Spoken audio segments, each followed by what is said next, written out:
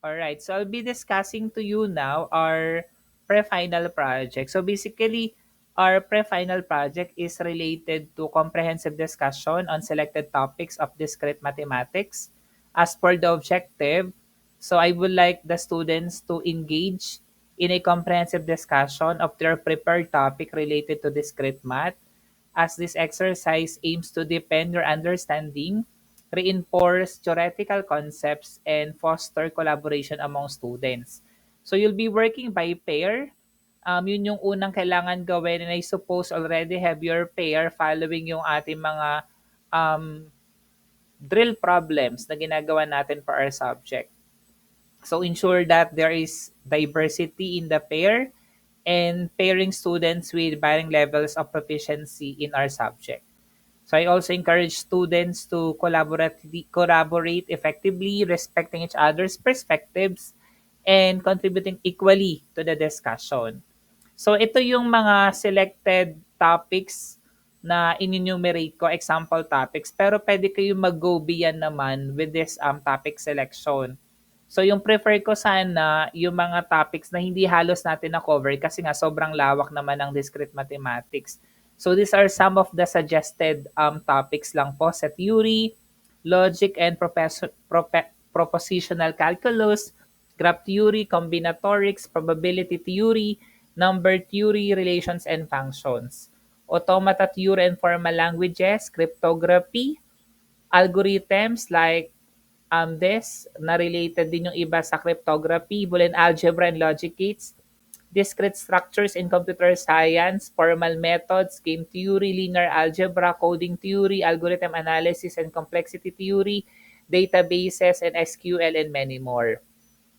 So once nakapili na kayo ng topic, so you are required to conduct thorough research on the chosen topic. Pwede kang gumamit ng mga textbooks, mga academic papers available online, mga resources natin din na pwede nating hanapin online, or other relevant materials that could help you gather the necessary information.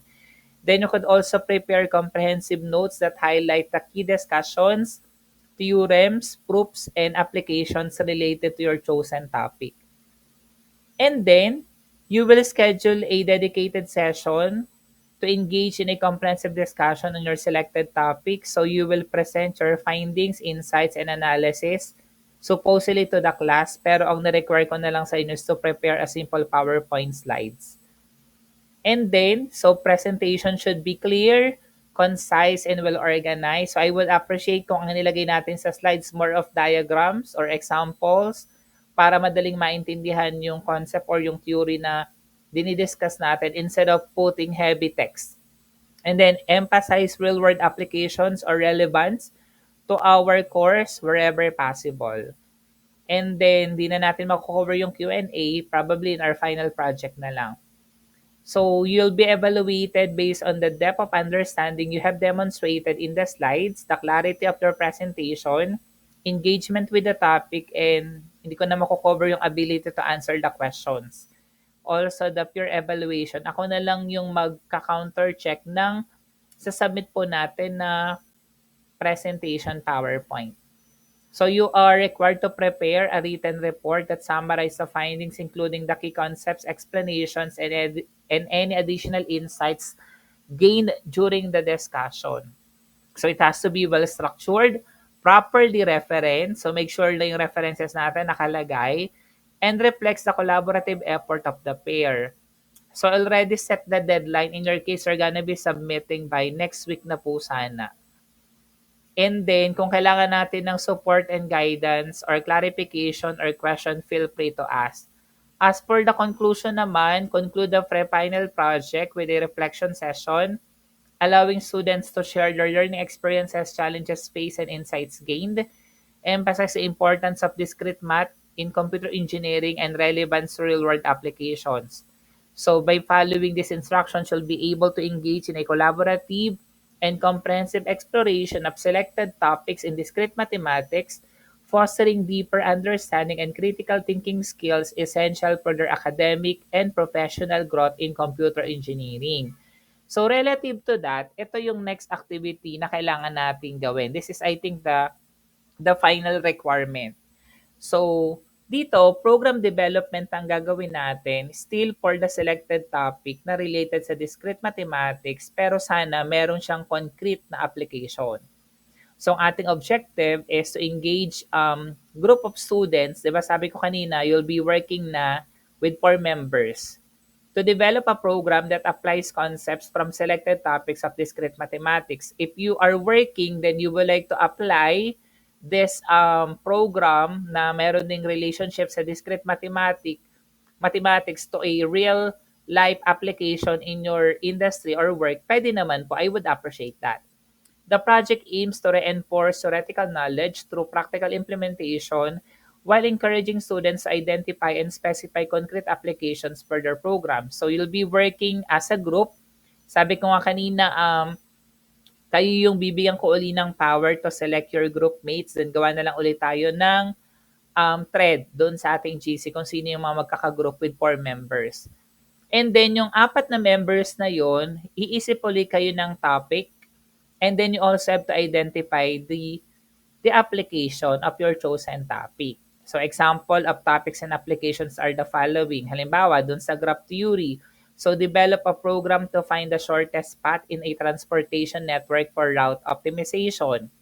Cryptography, create a program for encrypting and decrypting messages using RSA algorithm for secure communication. Combinatorics, design a program to generate and analyze combinatorics of elements for scheduling algorithms, di ba? Boolean algebra and logic case, yung kalidiscuss lang, implement a program to simulate digital logic circuits for hardware design validation. Or automata theory, develop a program to recognize and validate patterns in textual data using finite automata. So next week, ganun lang yung kailangan ko. 1 to 2 slides. Nakalagay lang doon yung napili ninyong topic for discrete math and yung inyong naisip na gagawing program and i-describe naman ninyo kung ano yung plan nyo na gawin na program para nagkakaintindihan tayo by next week. I think 2 or 3 slides per group will do per 5-minute presentation para makapag-comment din ako. Once approved, proceed na kayo sa program development. Once a topic and application are identified, so i-develop nyo na yung program. So you could utilize any programming language kung saan ka mas familiar as long as you can deliver the result. Ensure that the program implementation reflects the theoretical concepts learned in discrete mathematics, demonstrating practical utilization of these concepts. And then specification ng application alongside program development. So you are required to specify the concrete application of their program in detail. I-explain ninyo yung problem domain, the significance of your application, how the program addresses the real-world challenges or requirements, and you could also provide some examples or scenarios illustrating the use of the program in the specified application. Hindi nyo pa to kailangan gawin by next week. Right after pa lang po ito as you develop the program na. And then once okay na rin yung phase 4, proceed na tayo sa testing and debugging. So you have to conduct thorough testing of the program to ensure correctness, efficiency, and robustness. So debug any errors or issues encountered during testing and then refine the program as necessary to meet the specified requirements. Then finally, provide comprehensive documentation for the developed program that includes the overview of the program's functionality and features, explanation of the underlying discrete mathematics concepts utilized, instructions for program usage and input-output specification. So, ito ang tinutukoy na dito.